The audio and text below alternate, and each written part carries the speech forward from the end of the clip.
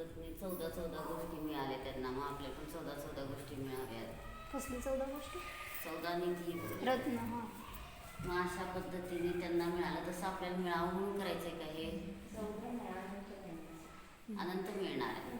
तर आपल्यात अनंत गुण आहे आणि अनंत गुणांचं वैभव आतमध्ये असल्यामुळं आपल्याला बाहेरच्या 14 आणि 3ची काही गरज नाही. आणि का करायचं असतो उपवास? उप म्हणजे निकट, वास म्हणजे राहणं. सारखं आपण चरतो म्हणतो, चरतो कोण असत? तर पशु चरत असतात आणि आपण पण दिवस रात्र खात पित असतो. मग आपल्याला प्रॅक्टिकल करायचं आहे की मी खाणारा नाही, जाणणारा आहे. मी अंशन स्वभाव आहे. अंशन म्हणजे खाणं, अनंशन म्हणजे न खाणं हा माझा स्वभाव आहे, जाणणं माझा स्वभाव आहे. आणि असं आपल्या ज्यानं स्वभावाला आपण जाणू लागलो तर आपल्याला मी खाण्यावर जगतो की आत्म्याच्या चिंतनामध्ये स्वतःला जाणून अनुभूती घेऊन जगतो, ह्याचं हे काय केलं आपण? प्रॅक्टिकल केलं. म्हणून आपण स्वतःमध्ये जाणून लागलो तर आपल्याला काय आहे? शांती आहे. आणि स्वतःला जाणलं नाही तर सगळी काय आहे? अशांती. मग बघा, पहिल्यांदा आपल्याला सुरुवातीला कधी सवय नसते, त्रास होईल. त्रास झाला तरी सुद्धा तो त्रास सुद्धा ज्ञेय आणि न्यायिक आहे. न्याय म्हणजे ऑब्जेक्ट आणि न्यायिक म्हणजे जाणणारा. मग ते सुद्धा ज्ञेय आणि न्यायिक आहे म्हणून आपण स्वतःमध्ये राहिलो तर आपल्याला शांती आहे. आणि त्रास होत आहे म्हणून आपण दुःख करू लागलो तर काय झालं तिथं? की कधीच आपण ह्या दुःखातनं तरू शकत नाही. म्हणून आपल्याला सारखं आतमध्ये स्वतःच्या स्वरूपाची रुची करायची. आणि स्वरूपाची रुची केली तर तिथं काय झालं? सगळे औदैक भाव संपले. आणि स्वरूपाची रुची केली नाही तर सगळे औदैक भाव करून आपण काय करत राहतो? संसार वाढवत राहतो. म्हणून संसार जर वाढवायचा नसेल तर सारखं आतमध्ये काय रुची करायची? मी जाणणारा आहे, शरीर माझं नाही.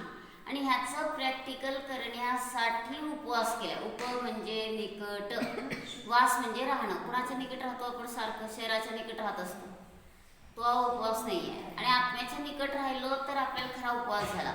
म्हणून मी माझ्या ज्ञानदर्शन स्वरूपाच्या जवळ राहिलो तर मला उपवास झाला. आणि ज्ञानदर्शन स्वरूपाच्या जवळ राहिलो नाही तर उपवास नाही, मग ते लंघन झालं. फक्त खाल्लं नाही विचार केला तरी ते पुद्गलाचंच ध्यान झालं. आणि मी जाणणार आहे असं जाणीव केली तर आपल्याला काय झालं? ह्या संकटातनं आपण सुटू शकतो. सगळ्याशी पुढे आहे की पोरं? मग आपल्याला लक्षात काय घ्यायचं आहे? या पुढं सगळे जण उपवास लागला का? एक बसायला तर इकडं पुढे यायचं एकदम, म्हणजे येणाऱ्यांना परत बसायला पण जागा मिळते.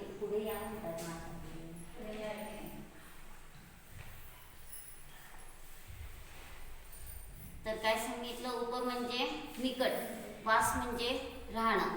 जो स्वभावाच्या निकट राहतो त्याला झाला उपवास. आणि जो स्वभावाच्या निकट राहत नाही त्याला उपवास म्हणता येत नाही. म्हणून काय आहे की कितीतरी आपण अनादिकालापासून पूजा केली, व्रत केलं, उपवास केलं, पण मी जीव आहे असं एकदा पण जाणलं नाही. फायदा आहे की तोटा आहे? स्वतःला जाणलं नाही, खूप उपवास केलं, व्रत केलं, सगळं केलं तर त्यामध्ये आपला सगळा तोटाच तोटा झाला. खूप सेवा केली, त्यात त्रास झाला म्हटलं तरी तोटाच झाला. म्हणून आपल्याला लक्षात घ्यायचं की आम्ही आमच्या ज्ञानदर्शन स्वभावात राहिलो तर आम्ही तरलो, आणि ज्ञानदर्शन स्वभावात राहिलो नाही तर आम्ही तरू शकत नाही. त्रैलोक का करायचं? त्रैलोक का करायचं? तेच की. मग त्रैलोक का करायचं? तर प्रॅक्टिकल चाललंय. आम्ही खाण्यावर जगत नाही, जाणण्यावर जगतो. आणि न खाता सुद्धा आम्ही आमच्या जीवत्व शक्तीवर जगतो. 47 शक्तीमध्ये पहिल्या 2 शक्ती मेन आहे. कशावर जगतो म्हटलं तर जीवत्व शक्तीवर जगतो. आणि कसं जगायचं म्हटलं तर चिती शक्तीने सांगितलं चैतन्य रूपाने जगा. मग चिती शक्ती आपल्याला एव्हरग्रीन जगायला सांगते. आणि तसं जर आपण जगू लागलो तर आपल्याला शांती आहे. आणि जर आम्ही स्वभावाला जाणलं नाही तर आमचं काय चाललंय? सगळं जीवन वाया चाललंय. म्हणून आम्हाला 24 तास आनंदी जगण्यासाठी कोणती शक्ती उपयोगी आहे? कशावर जगतो आणि कसं जगतो, ह्या 2 प्रॉब्लेमला सोडवलं. कशावर जगतो म्हटलं की जीवत्व शक्तीवर जगतो. आणि कसं जगायचं म्हटलं तर चिती शक्तीने एव्हरग्रीन उत्साही जगतो. आणि इतकं आतमध्ये आपण स्वतःच्या ज्ञानदर्शन स्वरूपाचा अनुभव घेतला तर बाहेरचं सगळं आमचं दुःख संपलं. आणि ज्ञानदर्शन स्वभावाचा अनुभव घेतला नाही तर काही उपयोग नाही. मग उप म्हणजे निकट, वास म्हणजे राहणं. जो आत्म्याच्या निकट राहतो तो काय झाला? उपवास.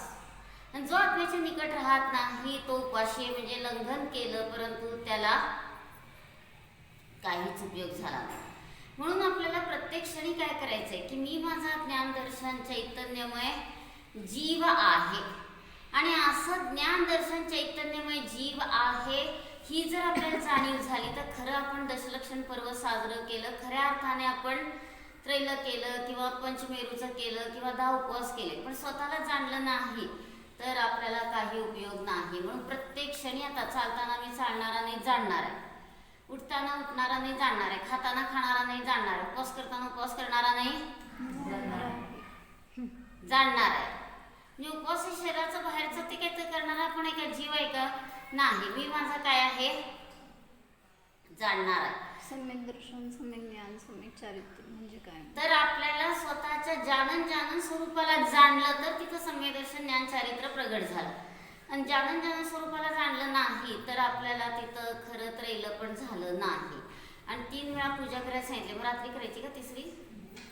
झाले 3. हा, तिन्ही झाल्या. रात्री करायचं नाही म्हणून लवकर करून अहो पण अजून वेळ होता की प्रवचनानंतर पण एकदाच बसून 3. सवडीशास्त्र केलं. तर आपल्याला लक्षात घ्यायचंय की आम्ही स्वतःच्या ज्ञानदर्शन स्वरूपाची रुची केली, आत्मानुभूती घेतली तर आम्ही तरलो. आणि ज्ञानदर्शन स्वरूपाची रुची केली नाही, आत्मानुभूती घेतली नाही तर ह्या संसार सागरामध्ये बुडणार. मग काय भावपूजा करायची संध्याकाळी? संध्याकाळी भावपूजा कशाला? आता थोड्या वेळाने जरासं दिवस मावळायला लागला की करून टाकायची दिवस जायच्या आधी. आणि संध्याकाळी मग ध्यान करायचं, स्वाध्याय करायचं, भजन म्हणायचं. ह्याला आहे की वेळ भरपूर. म्हणून सारखं आपण आतमध्ये स्वतःशी केंद्रित राहायचं. म्हणजे विश्वामध्ये किती द्रव्य सांगितले? 6 द्रव्य. म्हणजे कुठलाही व्रत उपवास करायचा असेल तर 6 द्रव्य, 7 तत्व, 9 पदार्थ, निश्चयने, व्यवहारने आणि उत्पादने ध्रुव हे सगळं माहिती पाहिजे. आणि हे जर माहिती नसेल आणि उपवास फक्त केला तर काही उपयोग नाही. किंवा मी खरे देवशास्त्र गुरुच भजणार, खोटे देवशास्त्र गुरु भजणार नाही. मग तिथं सुद्धा काय आहे? खरे देवशास्त्र गुरु भजणार म्हणजे अरिहंतांना सोडून मी इतर देवी देवतांना मानणार नाही. आणि जर देवी देवतांना मानलं तर ते व्रत म्हटलं जाणार नाही. मग बघा आपण काय काय करतो. क्षेत्रपाळ पद्मावती पण मानतो की नाही? सगळेजण कोण कोण मानतं? अजिबात नाही. माहित आहे ना सगळ्यांना? क्षेत्रपाळ पद्मावती मानलं तर काय होतं? ते देव दुर्गतीतले देव आहेत. आणि जे देव दुर्गतीतले देव आहेत त्यांना जर आम्ही मानू लागलो तर काय झालं? बसायचं ऐकायचंय. तर देव दुर्गतीतल्या देवांना मानलं तर ते पती पत्नी आहेत, त्यांच्या पण कडं काय आहे? रुसवा फुगवा आहे, दागिने आहेत, कपडे लत्ते आहेत, ते पण संसारी आहेत. आणि त्यांना जर आम्ही मानू लागलो तर काय झालं? आमचं पण संसार परत वाढणार. म्हणून जो कुदेव कुगुरु कुशास्त्राला मानतो तर काय सांगितलं? एक हा नमस्कार केला कुदेवादिकांचा तर त्यामध्ये 4 लाख परस्त्री भोगल्याचं पाप लागलं. पुष्पांजली पुस्तकामध्ये शेवटी एक चौकोन आहे, त्यात त्यांनी हे घातलंय की जर आम्ही त्या कुदेव कुगुरु कुशास्त्रांना भजू लागलो तर 4 लाख परस्त्री भोगल्याचं पाप लागलं. मग काय झालं त्याच्यामध्ये? खरे देवशास्त्र गुरुच भजणार, खोटे देवशास्त्र गुरु बिलकुल भजणार नाही. आणि हे जर आपल्याला नीट समजलं तरच आम्ही मार्गस्थ होऊ शकतो. हे नीट समजलं नाही तर आम्ही मार्गस्थ पण होऊ शकत नाही.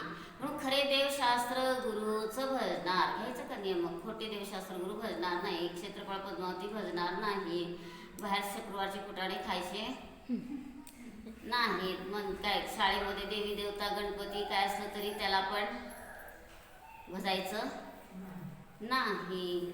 असतं की गणपतीची पण पूजा वगैरे शाळेत नसते? खूप शाळेत असते. मग ते जर आपण भजलो तरी सुद्धा काय झालं?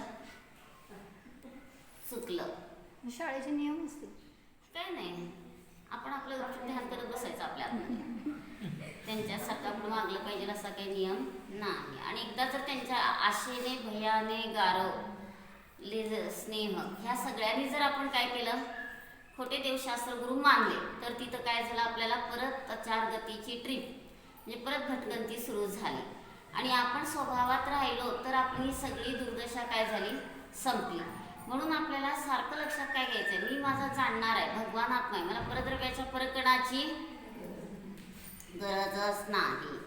आणि असं जर आपण आपल्या ज्ञानदर्शन स्वरूपाला भगवान आत्म्याला जाणलं तर आपण मार्गस्थ होतो. आणि स्वभावाला जाणलं नाही तर किती त्रैल करा, पंचमेरू करा, 10 उपवास करा, 16 उपवास करा, किती करा, पण ते सगळं फक्त लंघन झालं, ते काय खरा उपवास झाला नाही. म्हणून आपल्याला अनेक वेळा दशलक्षण पर्व येतो जातो, परंतु त्यातलं रहस्य समजत नाहीये. मी माझ्या ज्ञानदर्शन स्वरूपालाच जाणलं पाहिजे. आणि असं जर मी स्वभावाला जाणलं तर माझी सगळी दुर्दशा संपली. आणि ज्ञानदर्शन स्वरूपाला जाणलं नाही तर आमची 24 तास काय चालली आहे, दुर्दशा चालली आहे. म्हणून मी माझा जाणणार आहे अशी आज जाणीव केली का, बघा फरशीकडे बघायचं, फरशी म्हणावं लागलं का लगेच जाणीव झाली. आता डोळे बंद करा आणि स्त्री आहे, पुरुष आहे असं म्हणावं लागतं की जाणीव होती लगेचच, तिथं म्हणावं लागत नाहीये. तसं मी ज्ञानमय जीव आहे असं आपण लगेच स्वतःला जाणलं तर जाणीव झाली. आणि ज्ञानमय स्वरूपाला जाणलं नाही तर आपण सम्यक दर्शन ज्ञान चारित्र प्राप्त करू शकत नाही. मग त्रैल नाही, काय कुठलेच उपवास नाही, सगळं काय झालं, फक्त शरीराला पिडलं, परंतु मार्गस्थ होऊ शकत नाही हा जीव. म्हणून आपल्याला सारखं आतमध्ये स्वतःच्या स्वरूपाची रुची करायची आहे. स्वरूपाची रुची केली तर बाहेरची सगळी खोटी रुची काय झाली, संपली. मग खायचंय, प्यायचंय, मौज मजा करायचंय, हे सगळे खोटे औद्योगिक भाव काय झाले, संपले. मी शरीरापासून भिन्न नाही. शरीर कसं आहे, शेजारी आहे, पडोसी. पाण्यात H2O म्हणतो, HO होत नाही, OH होत नाही, तसं आपण शरीरात राहतो, शरीर आपलं होत नाही, आपण शरीराचे होत नाही. हे जर आपल्याला समजलं तर आम्ही त्या शरीराकडं आकृष्ट होणार नाही. शरीराची ऐश्राम, शरीराची सोय सगळं आपल्याला शरीरासाठी खूप करावं वाटतं, पण ज्ञानदर्शन स्वरूपाची रुची झाली तर हे बाहेरची रुची सहज संपली. एका गावामध्ये खूप एका हॉलमध्ये आरसे लावले आणि एक मुलगी तिथं जाते आणि ती मुलगी तिथं गेल्यावर हात वर करते आणि ती जसं हात वर करते तसं आरशातले पण प्रतिबिंब काय दिसत आहेत, तिला हात वर करतात आणि तिला वाटतं की मला प्रतिसाद ह्या सगळ्या मुलींनी दिलेला आहे आणि तिला खूप आनंद होतो आणि तिला तिथं जायचं सारखं आवडायचं. आणि एके दिवशी एक विचित्र मनुष्य तिथं आत शिरला आणि शिरल्यानंतर आता त्याला काय माहित आहे, आरशे आहेत वगैरे, तो एकदम रागाने असा हात वर करतो की तिथं काय झालं, प्रतिबिंब काय दिसलं त्याला, खूप जण त्याच्याकडे असं हात उगारतायत हे दिसलं. आणि असं दिसलं की तो काय झाला, क्रोधी झाला. आणि क्रोधी होऊन तो काय करतोय, परत हात उगारतोय, त्याला तसंच प्रतिबिंब दिसतंय आणि तो काय करतो की अशा पद्धतीने त्याला वाटतं की मला हे सगळेजण त्रास द्यायला हात उगारतायत आणि तो त्या आरशांवर वगैरे चिडू लागलाय. वास्तविक पाहता आरसा आहे की त्याचंच ते प्रतिबिंब आहे, त्याचं ते प्रतिबिंब आहे. वास्तविक पाहता तिथं कोणीही प्रतिस्पर्धी नाही, पण अशा पद्धतीने त्याने काय गैरसमज केलाय की हे सगळे जीव मला काय करतायत, विरोध करतायत, जगात सगळ्यात वाईट स्थान हेच आहे. आणि तो म्हणतो सगळ्यात वाईट स्थान हे आहे आणि ती मुलगी म्हणते सगळ्यात चांगलं स्थान हे. म्हणजे प्रत्येकाची काय चालली, आपापली कल्पना, आपली दृष्टी. आणि अशा पद्धतीने आपापल्या दृष्टीने प्रत्येक जण जगतोय.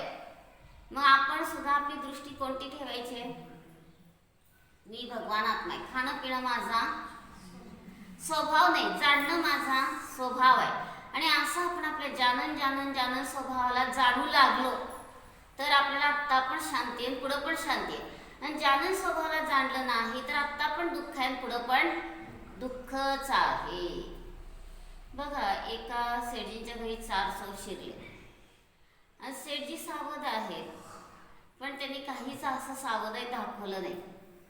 आणि ते थोडंसं त्यांच्या चोरांच्या आलं लक्षात आणि ते तिजोरी जवळच झोपलेत. म्हटल्यावर कसं न्यायचं तिजोरीतलं सगळं ऐवज, म्हणून ते काय करतात, जाऊ देत म्हटले, परत येऊ. आणि निघाले आणि दारात खूप पोती असतात आणि ती पोती सगळ्यांनी काय केली, घेतली, म्हणाले काय सगळं सोडून उपयोग नाही, म्हटले तेवढं तरी मिळालं आपल्याला.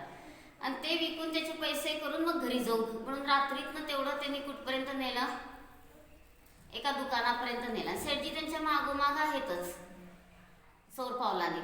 आणि ते तिथं दुकानाजवळ गेले की ते काय म्हणतात, सेठजी मागून ठेवा इथंच, ठेवा इथं. म्हणजे काय झालं, त्यांना फुकटात हमाल भेटली. आणि असं केल्यावर त्यांना खूप राग आला आणि घाबरून पळून गेले. सेठजीने आपल्याला ओळखलं हे बघून ते घाबरून काय झाले, पळून गेले. परत आता त्यांना काय परत विचार आला त्यांना की आता परत एकदा सेठजींकडे जायचं आणि आपण हे करायचंय. म्हणून ते परत गेले कुठं, त्या सेठजींकडे गेले. पण त्यावेळेस परत काय झालं की त्यावेळेस सावध होते सेठजी सावध होते आणि त्या दोघांमध्ये काय चाललंय, चर्चा सुरू झाली. काय चर्चा सुरू झाली, तिजोरीतलं धन कोणतरी चोरायला आलं. चोर येणार आहे म्हणून मला समजलं, म्हणून मी ते धन मागच्या पडक्या विहिरीमध्ये नेऊन टाकलंय. आणि असं समजलंय तिथं टाकलंय म्हटल्यावर हे चोर लगेचच काय करतात, त्या पडक्या विहिरीमध्ये जाऊन, पाणी नसलेल्या विहिरीमध्ये जाऊन काय करतात, उतरतात. आणि त्यात असतात मधमाशा आणि ते खूप त्यांना चावतात. त्यांना परत सेठजींचा राग आला आणि म्हणतात आता ह्याचा सूड घ्यायचाच आपण ह्यांचा. परत तिसऱ्यांदा ते हत्यार वगैरे घेऊन गेलेत आणि सेठजी काही तिजोरीजवळ नसतात, वर असतात. पण त्यांना चाहूल लागली की त्या दोघांचं काय झालं, पत्नीला उठवलं आणि तिला उठवून काय केलं की म्हटलं की बघ, म्हणाले की आपल्याला जर मुलगा झाला तर काय नाव ठेवायचं, अशी चर्चा सुरू केली. ती पत्नी रागाला आली, झोपेतनं काय असला प्रश्न विचारते, झोपेतनं उठवून आणि काय तरी असं तेच म्हणतात मंगी वगैरे ठेवू असं म्हणतात. आणि दुसरा मुलगा झाला तर चोर ठेवू असं काहीतरी ते बोलायला लागल्यावर ती चिडते. आणि मग हे काय करतात, मंगी मंगी चोर चोर म्हणून काय करतात, ओरडू लागतात. आणि आता त्या चोरांना पण कळलं की आपल्यालाच हाक मारायला लागलेत. आणि शेजारी पहिलवान असतो मंगी नावाचा, आणि त्याला वाटलं ह्याच्यात काहीतरी संकट आलंय म्हणून तो पण गावातल्या लोकांना घेऊन तिथं धावत येतो. आणि सगळे लोक इतके जमलेत म्हटल्यावर ते चोर काय झाले, गेले पळून. कुणाची गोष्ट चालली. मग सेठजी हुशार असतात आणि सावध असतात म्हणून त्यांचं धन त्यांनी काय केलं, जाऊ दिलं नाही. पहिल्या वेळेस तर त्यांनी हमालासारखाच उपयोग केला, हा इथं ठेवा, आणि ते घाबरून पळून गेले. म्हणजे त्यांना हमाली पण दिली नाही आणि ते धान्याची पोती पण मिळाली नाही. आणि त्यांनी विचार काय केला होता की जर ही पोती घरी नेली तर ही पोती ओळखू येतील कुणाला पण, आणि ओळखू आली तर पकडले जाऊ, म्हणून त्यांनी घरी न्यायचं नाही आणि विकून फक्त पैसे न्यायचे असं ठरवलेलं असतं. आणि आता तिथं प्रत्येक ह्याच्यामध्ये त्यांची असफलता आली. मग काय आहे ती गोष्ट, काय आहे की आपण संसारात किती प्रयत्न केला तरी आम्ही कसे आहोत, असफल आहोत. आणि जितकं आम्ही ज्ञानदर्शन स्वरूपाची रुची करतो तितकी आपल्यामध्ये काय झाली, सफलता. म्हणून मी माझा जाणणार आहे असं आपण जाणून लागलो तर आपल्याला शांती आहे. आणि ज्ञानदर्शन स्वरूपाला जाणलं नाही, बाहेरची सगळी विकृती करू लागलो तर मला आत्ता पण दुःख आहे आणि पुढं पण दुःख आहे. म्हणून आपण अनेक जन्म कशात घालवलेत, हे सगळे विभाव परिणाम करण्यात घालवलेत आणि त्यामुळे आपल्याला दुःख आहे. मग त्यातनं सुटायसाठी हे काय आहे, साधना की 3 उपवास केले, ते करताना सुद्धा आपल्याला शरीराला काही भूक लागली तरी ते नेहमी न्यायक आहे. शरीर माझ्यापासून अत्यंत भिन्न आहे अशी जाणीव केली, आणि अशी जाणीव केली तर आपण काय झालं, तरलो. आणि अशी जाणीव केली नाही तर आपण ह्या संसार सागरात बुडलो. म्हणून आपल्याला काय आहे की प्रत्येक क्षणी आतमध्ये प्रॅक्टिकल करायचं आहे, मी माझा जाणणार आहे, मी माझ्या जाणण्यावर जगतो की बाहेरच्या ह्या सगळ्या खाणं पिणं मौज मजावर जगतो. आणि अशा रीतीने जर आम्ही काय केलं, खाणं पिणं मौज मजावर जगतो असं विचार करून त्यातच अडकलो तर आमचं जीवन वाया चाललंय. आणि तेच मी जाणणार आहे अशी आपण साधना केली तर आपल्याला आत्ता पण शांती आणि पुढं पण शांती. आणि ही साधना जर केली तर आपण ह्या संसार सागरातनं तरू शकतो. आणि ही साधना केली नाही तर 4 गतीची आपण काय करतोय, ट्रिप भोगत राहतो. म्हणून एका कवीने काय म्हटलंय, नीर निधी से धी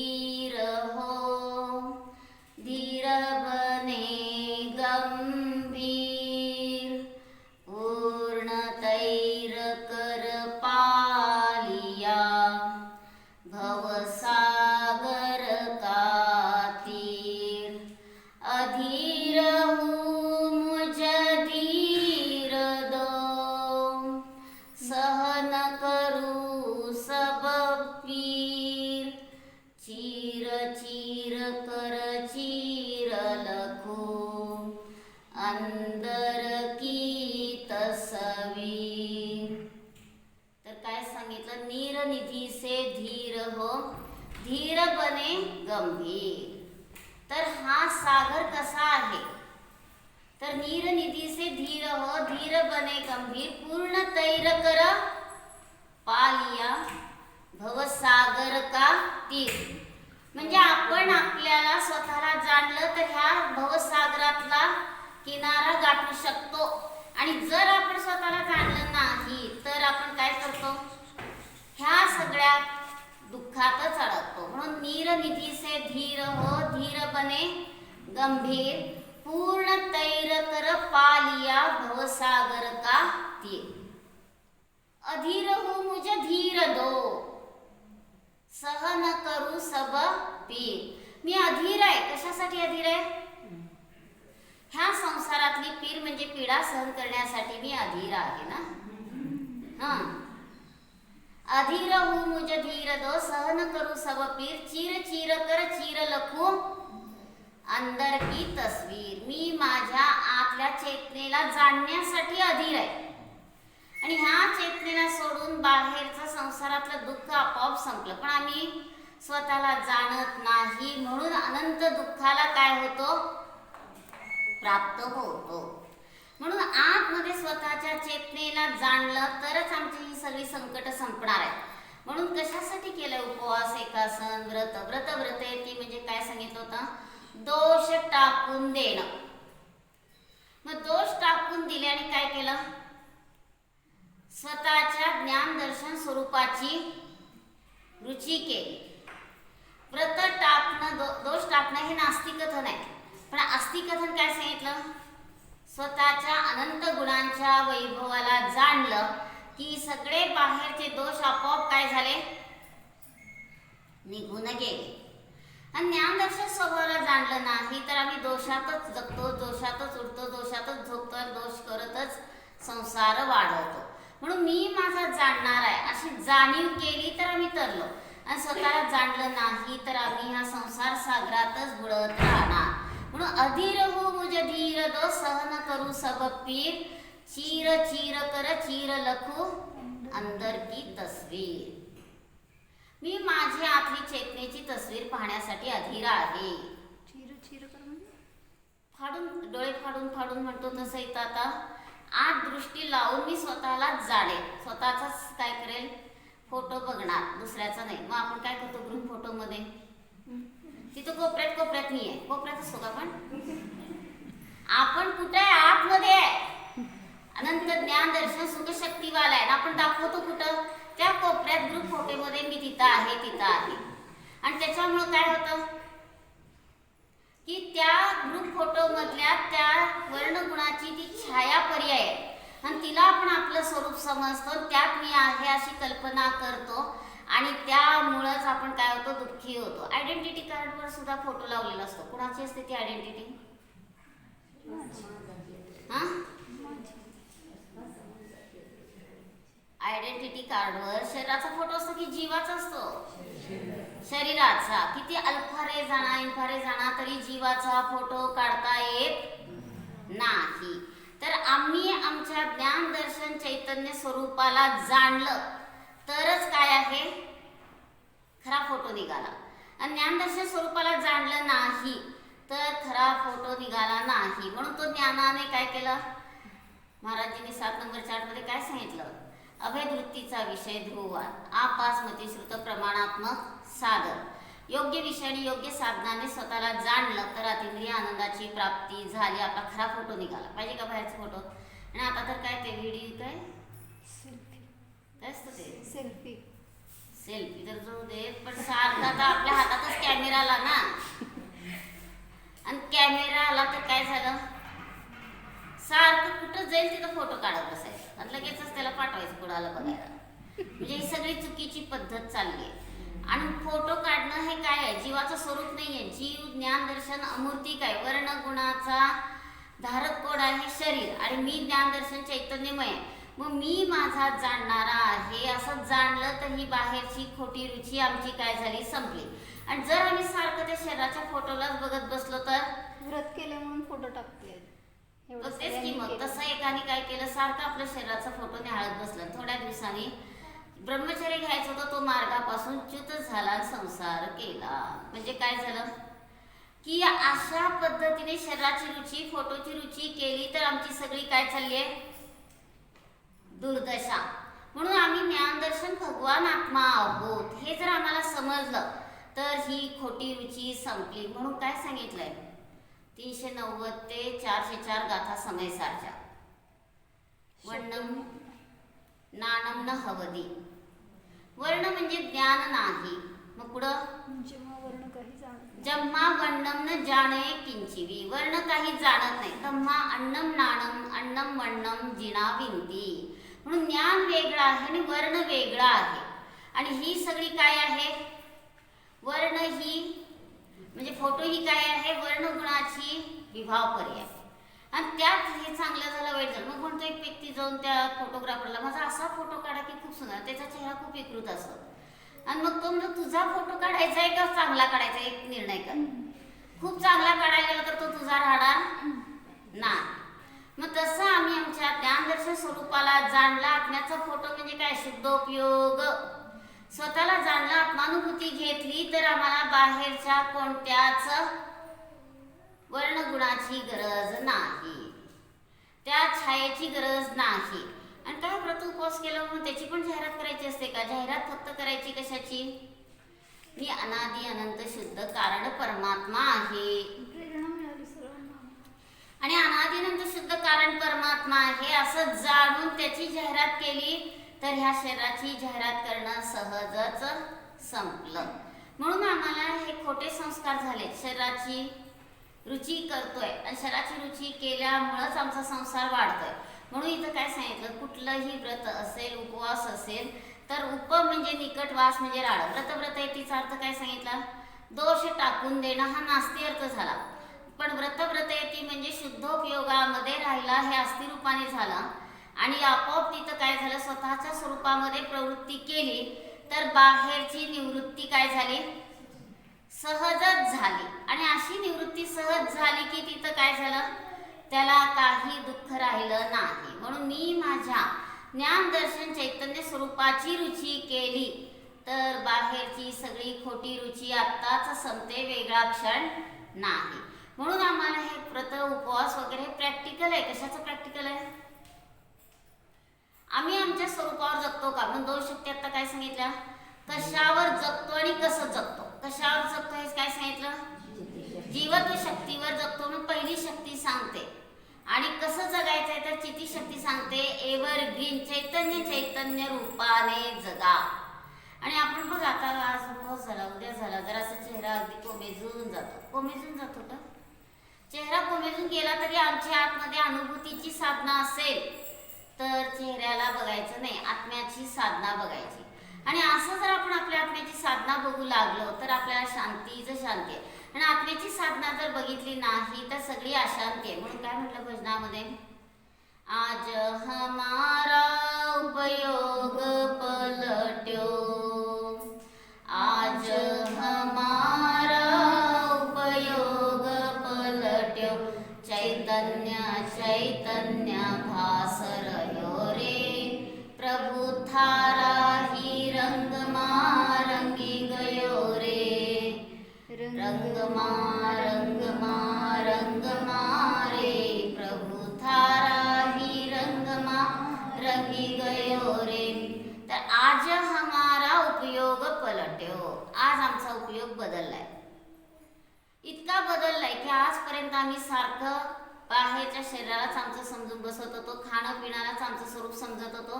पण आज आम्हाला कळालं की मी माझा अमूर्तिकीन विजेबल जीव आहे.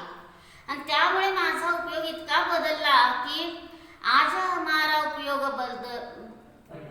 पलट्यो, चैतन्य भास रह्यो रे. सगळीकडे मला चेतनाच दिसते. म्हणजे चेतना दिसते म्हणजे मी माझा जाणणारा आहे असंच मला काय होतंय, आतमध्ये संवेदन होत आहे. म्हणून तिथं काय आहे, रंगमा रंगमा. कुठं रंगायचंय? मेहंदी काढण्यात रंगतात, काहीतरी शृंगार करण्यात रंगतात, त्यात रंगायचंय का? तर मला माझ्या आत्मस्वरूपातच रंगायचंय. म्हणून रंगमा रंगमा रंगमारो. कुठं? तर मी माझ्या ज्ञानदर्शन स्वरूपाला जाणलो तर रंगलो. रंगपंचमीला सुद्धा काय करतात आता फॅशन म्हणून रंग लावायचा, दुसऱ्याला लावायचा, आपल्याला लावायचा. महाराज नेहमी म्हणायचे की इकॉनॉमिक्सच्या दृष्टीने देशाचं नुकसान केलं. काय काय नुकसान केलं सांगा बरं? पैसा गेला.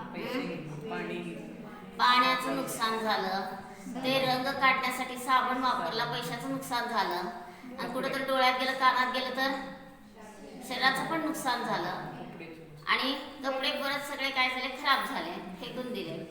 मग वेगवेगळ्या पद्धतीने नुकसानीला प्राप्त झालं. म्हणून रंगपंचमी कुठं आहे? पंचम पारिणामिक भाव हे झालं पंचमी, आणि त्या पंचम पारिणामिक भावात रंगलो तर खरी रंगपंचमी झाली. आणि हे विभाव करण्यात रंगलो तर आमची सगळी काय चालली आहे, दुर्दशा. म्हणून मला माझ्या ज्ञानदर्शन चैतन्य स्वरूपातच राहायचं. मग कशावर जगतो? तर पहिली शक्ती सांगितली, जीवत्व शक्तीवर जगतो. कसं जगतो? तर जिती शक्ती सांगते चैतन्य चैतन्य उसळू लागल्या, चैतन्य रूपाने जगतो. म्हणून दोन शक्ती आमचे सगळे जीवनातले मोठे प्रॉब्लेम सोडवत आहेत. मग आम्हाला बाहेरच्या खाण्यावर जगतो, अन्न हवा पाण्यावर जगतो, किंवा बाहेरच्या हवेवर वगैरे असं काहीच नाही आहे. बाहेरचं सगळं हे शरीरासाठी संयोग असतो. पण मी माझा ज्ञानदर्शन स्वरूपाला जाणलं तर मला ह्या बाहेरच्या कोणत्याच वस्तूंची गरज नाही. आणि असं आपण आपल्या ज्ञानदर्शन स्वरूपाची रुची केली तर बाहेरची सगळी खोटी रुची संपली. म्हणून हे प्रॅक्टिकल आहे की मी माझ्यावर जगतो की खाण्यावर जगतो. आज मी सकाळपासून पाणी पिलं नाही. आपल्याला पूर्वी काय वाटायचं, पाणी पिलं नाही तर कसं जगणार, खाल्लं नाही तर कसं जगणार. मग ते त्या वस्तूंवर आमचं जीवन नाही आहे, तर आमचं जीवन आहे आमच्या अमूर्तिक इनविजिबल आत्म्यावर आहे, जीवत्व शक्तीवर आहे. आणि जिती शक्ती सांगते चैतन्य चैतन्य रूपाने जगा. आणि असं जर आपण चैतन्य चैतन्य रूपाने स्वतःला जाणू लागलो तर आपल्याला शांती. चेतन चेतना, ज्याचं तन म्हणजे शरीर आहे तो चेतन. आपल्याला माहिती काय आहे, पूर्वी काय असायचं, नोकरी आहे, 9 लोकांचं करते ती नोकरी. त्याच्यानंतर चाकरी, 4 लोकांचं करते चाकरी सुरू झाली. त्याच्यानंतर वेतन 2 शहराचं करते ते वेतन. आणि आता काय सुरू झालं, तनखा. जेवढं ते मिळतंय ते एका शरीराला पण मिळत नाही. तन म्हणजे एका शरीराला खा म्हणतो. म्हणजे हे सगळं बाहेरचं माहिती आहे, पण चेतन शब्द सांगतो तुझं आतमध्ये चैतन्य चैतन्य स्वरूप आहे. आणि त्या चेतनेच्या शरीराला जाणलं तर तुला बाहेरच्या जडाची बिलकुल गरज नाही. म्हणून ह्यातनं आम्हाला बोध काय घ्यायचंय, मी माझा जाणणारा आहे असं आम्ही जर जाणीव केली तर आम्हाला शांती आहे. ही जाणीव केली नाही तर आमची सगळी काय चालली आहे, दुर्दशा.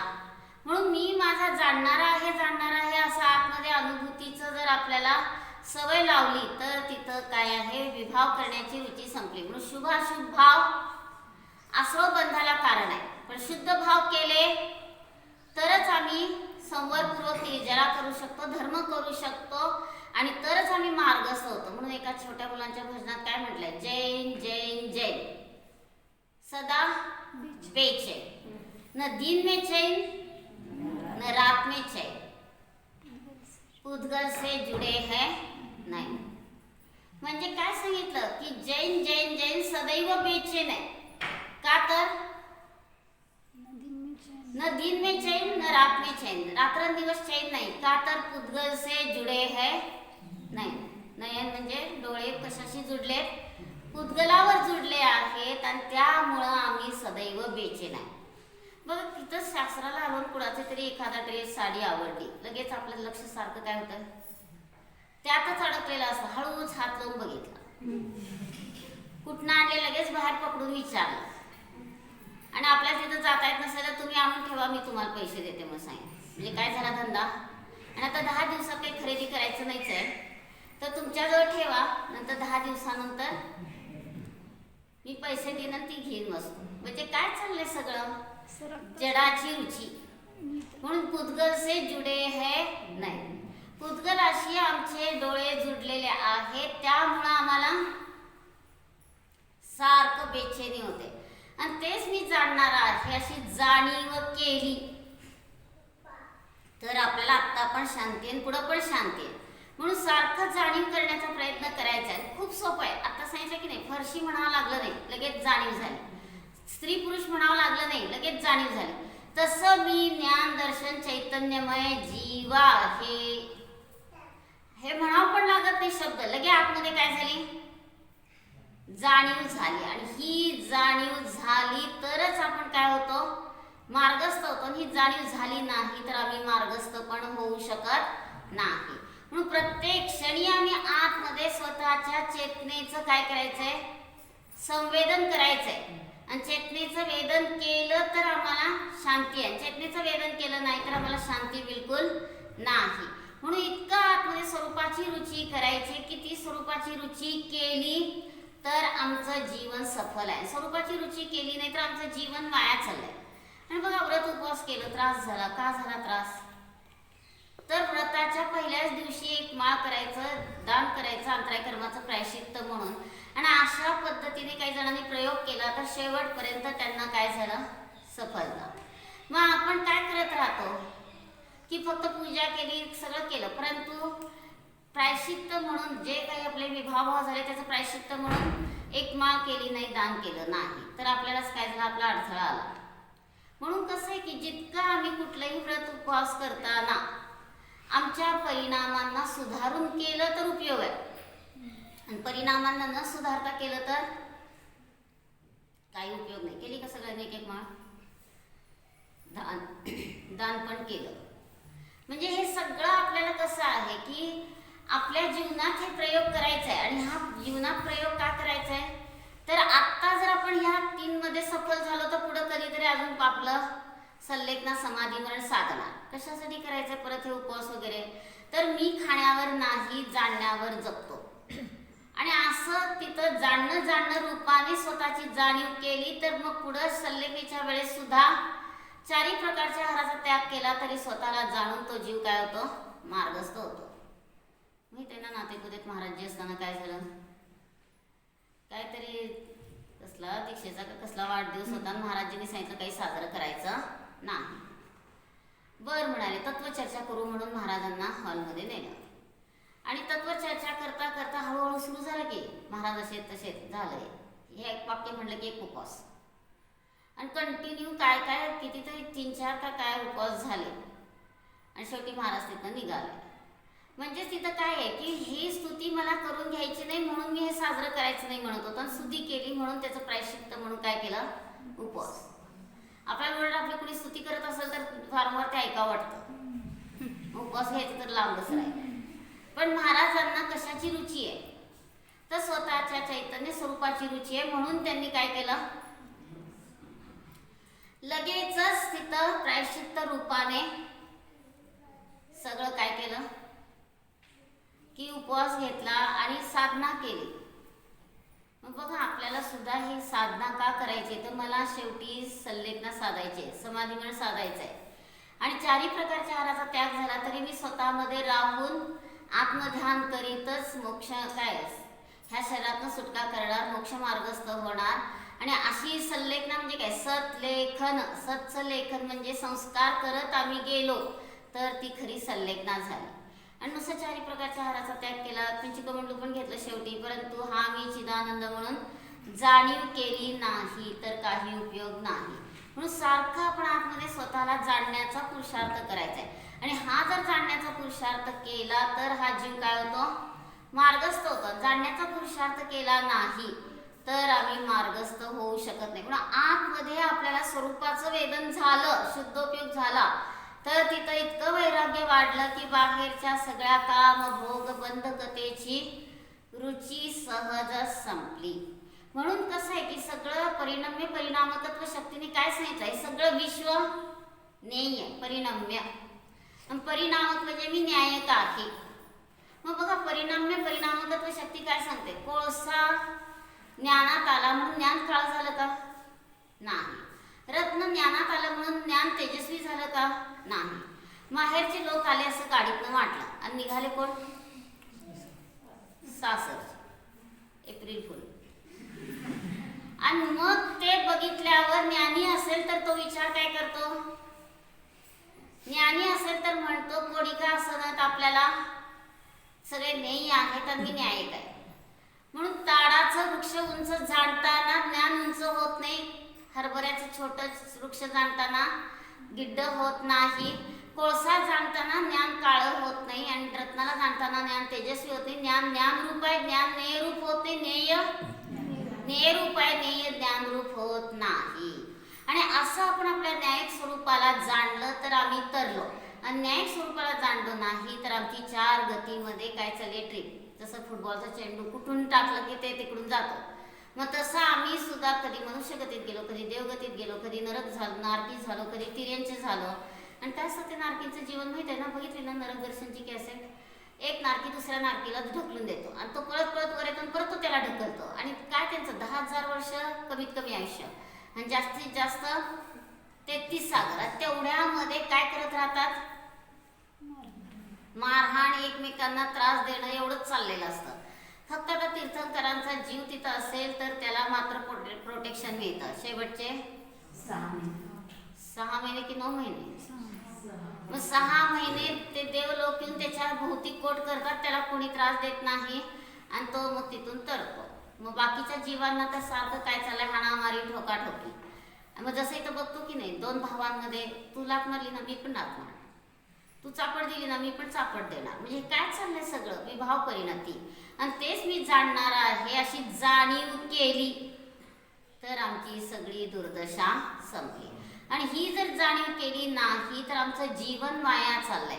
म्हणून खायचं प्यायचं एवढं जीवन नाहीये तर मी त्याच्याही अति ज्ञानदर्शन स्वरूपाला जाणून काय करतो, आत्मानुभूती घेतली तर मला हे खरं व्रत उपवास वगैरे सफल झालं. म्हणून काय सांगितलं होतं, पहिचान बिना प्रीत नाही, प्रीत बिना मिलन नाही, मिलन बिना आनंद नाही, आनंद बिना संयम नाही, संयम बिना मुनी नाही, मुनी बिना मोक्ष नाही, मोक्ष नाही. मग ह्यातनं लक्षात घ्यायचंय उत्तम आकिंचन्य. त्याचा अर्थ उत्तम हा शब्द कशाचा वाचक आहे, विषयाचा वाचक आहे. माझा त्रिकाली कारण परमात्मा तिन्ही लोकात उत्तम आहे. समयसारशी कुठली गाथा आहे, तिसरी गाथा. एक निश्चय गो समो संवत्त सुंदरो लोहे. एकत्व निश्चय रूप असलेला दृढ स्वभाव सर्वत्र लोकांमध्ये सुंदर आहे. बंधाची कथा त्याच्यामध्ये मी संवाद करणारी. मग खूप जण तिथं काय करतात, एकत्व निश्चय रूपाला प्राप्त झालेली पर्याय सम्यक दर्शनाची सुंदर आहे. पर्याय कधी सुंदर असत नाही. म्हणून आपला कारण परमात्माच तिन्ही लोकात सुंदर आहे. मग पहिचान बिना प्रीत नाही, प्रीत बिना मिलन नाही. का म्हटलं तर आपली स्वतःची भेट केव्हा होते, स्वतःला जाणलं तर. ओळख असेल तर आपण स्वतःला जाणणार. आणि मिलन बिना आनंद नाही, आनंद बिना संयम नाही, संयम बिना मुनी नाही, मुनी बिना मोक्ष नाही. म्हणून आम्हाला हा उत्तम आकिंचन शब्द काय सांगतोय, उत्तम हा विषयाचा वाचक आहे. आणि अकिंचन आणि आकिंचन 2 पद्धतीने विचार करायचा. अकिंचन निगेटिव्ह कथन आहे, माझ्यामध्ये परद्रव्य. किंचन म्हणजे किंचित नाही, त्याला म्हटलं अकिंचन. आणि जे काही आकिंचननी काय सांगितलं, जे काही आहे ते आ म्हणजे चोह बाजूने जे काही ते माझ्यातच आहे त्याला म्हटलं आकिंचन्य. मग माझ्यामध्ये माझा अनंत गुणांचा वैभव आहे, पॉझिटिव्ह थिंकिंग झालं. आणि माझ्यात परद्रव्य बिलकुल नाही, ते निगेटिव्ह झालं. मग माझ्यात अनंत गुणांचा वैभव आहे त्याला पॉझिटिव्हला आपण जाणलं तर आम्ही मार्गस्थ होतो. स्वतःला जाणलं नाही तर आम्ही मार्गस्थ पण होऊ शकत नाही. म्हणून प्रत्येक क्षणी 8 डोकवायला सुरुवात करायची. 8 डोकवलं तर शांती आहे, 8 डोकवलं नाही तर बिलकुल शांती नाही. म्हणून मी माझा जाणणारा जीव आहे अशी जाणीव केली तर आम्हाला धर्म समजला, तर व्रत झालं, उपवास झाला. आणि कुदे कुशास्त्र बिलकुल भजणार नाही, तरच आमचं हे व्रत उपवास सफल आहे. नाही तर काही नाही, कोण बघत नाही म्हणलं की हळूच काय केलं, देवी देवतांना क्षेत्रफळ पद्मावतींना भजू लागलो, तर काय झालं, गणपती विसर्जनला गेलो होते. गणपती विसर्जनला गेलो किंवा ते शुक्रवारचे फुटाणे खायला म्हणजे काय शाळेमध्ये देवीची पूजा वगैरे ते पाठीवर काहीतरी करून घेतात ना, चित्र वगैरे पूजा वगैरे, तर ते सुद्धा चुकीचं आहे. म्हणून मी माझं जाणणाऱ्याशी पण जाणीव केली तर ह्या सगळ्या संकटातनं सुटू शकतो.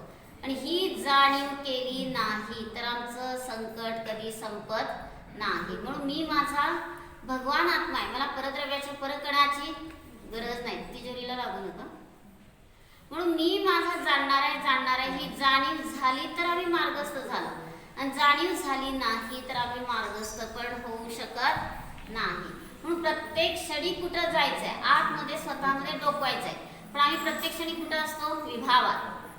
आणि यदि विभाव गए नहीं लगता तो समजो अभी खैर नाही. हे विभाव केले हे चुकलं असं जर वाटत नसेल तर खैर नाही म्हणतात. आणि सारखं आपण स्वभावाला जाणलं तरच आम्हाला शांती आहे.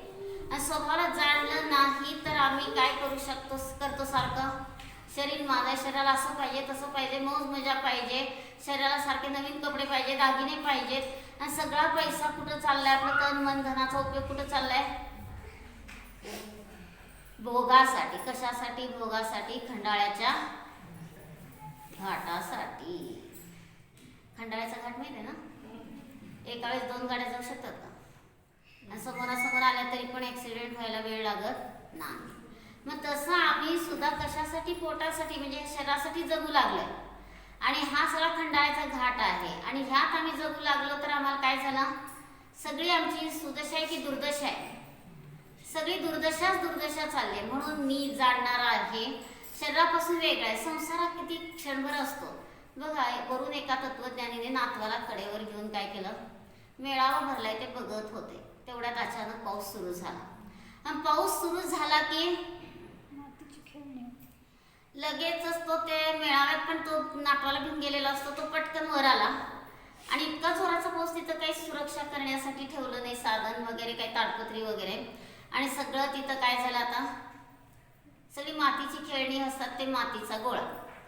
मग आतापर्यंत किती थाटात उभे होते, कुणी वजीर, कुणी राजा, कुणी मंत्री, कुणी सैनिक, आणि आता काय झाला, सगळा एक मातीचा गोळा. आणि तो तत्वज्ञानी चिंतनशील झाला की तो विचार करतोय किती क्षणिक आहे. मग तसं आपण हे शरीर सुद्धा काय करतो, आता एक विशिष्ट पोज मध्ये राहायचं, विशिष्ट काय करायचं की त्याला सौंदर्य येण्यासाठी काय काय सारखं लावत बसायचं. पण आता लक्षात आलं की शरीर माझ्यापासून कसं आहे, अत्यंत भिन्न आहे, मी जाणणारा आहे. हे जाणलं तर मला आत्ता पण शांती आहे, पुढं पण शांती आहे. स्वतःला जाणलं नाही तर मला आत्ता पण दुःख आहे, पुढं पण दुःख आहे. म्हणून लौकिकात पण म्हणतात ना, माती सांगे कुंभाराला कामज तुडविसी, तुझाच आहे शेवट वेड्या माझ्या पायाशी. की तुझा माझ्या पायाशी शेवट आहे, म्हणजे तू इथंच काय होणार आहे, शेवटी मातीतच रूपांतर होणार आहे. तू तुझ्या ज्ञानदर्शन स्वरूपाला जाण तर तुला बाहेरची ही करायची रुची, शरीराची रुची करायची गरज राहिली नाही.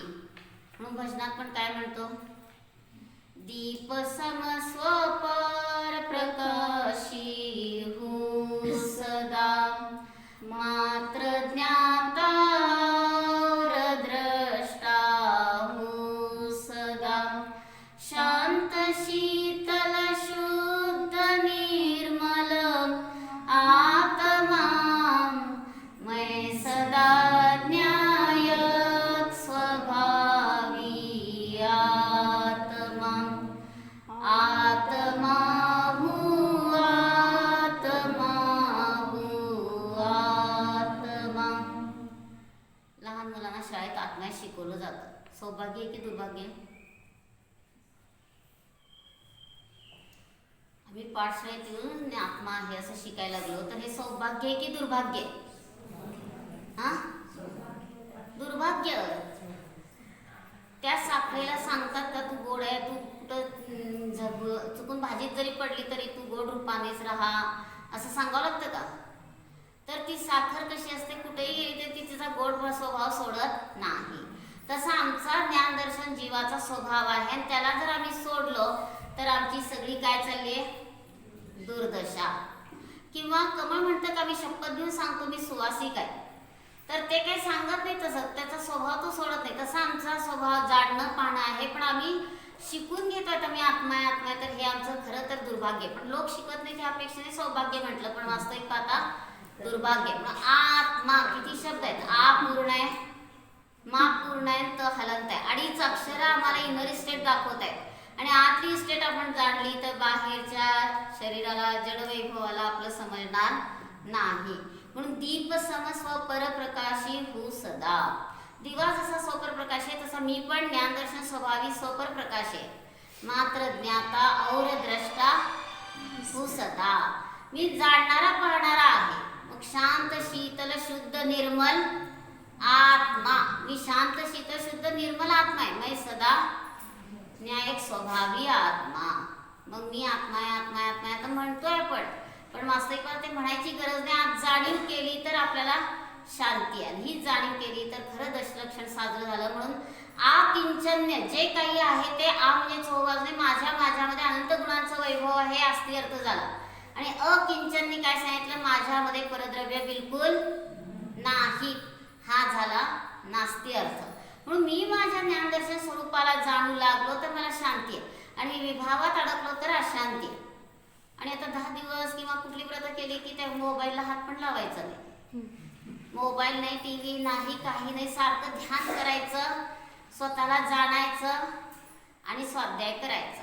आणि अशी साधना केली तर त्या मोबाईलच्या नादी का लागत नाही. तर मोबाईल नरकाचं द्वार म्हटलंय. आता इथं स्वाध्याय चालू आहे तर ते वाजू लागलं की आपण पळत सुटतो त्याच्याबरोबर, म्हणजे आपली साधना खंडित झाली. म्हणून तसली वस्तू आमच्या जवळच नको. आणि मोबाईलमधनं जी किरण निघतात त्याच्यातनं चिमण्या मरतायत. म्हणजे आपण इकडं खाटीकखान्याला सह्या करून पत्र पाठवतोय आणि इकडं आपण स्वतःजवळच खाटीकखाना सांभाळू लागलो. मग त्या किरणांनी चिमण्या मरतायत. चिमण्यांचं प्रमाण दिसण्याचं सोलापूरला वगैरे खूप कमी झालं. का झालं तर ह्या किरणामुळे त्यांचं जीवन उद्ध्वस्त झालं. म्हणून असली वस्तू वापरायची कोणच म्हणत. सकाळी काही जणांनी घेतलं की त्रैलवाल्यांनी मोबाईल वगैरे वापरणार नाही. मग आता राहिले कोणानंतर व्रतवाले, तर आता त्यांनी पण काय करायचं, नियम करून टाकायचा उद्या 1 दिवसपर्यंत मी काही वापरणार नाही. आणि आपल्याला जमलं तर पुढं पण वाढवायचा नियम.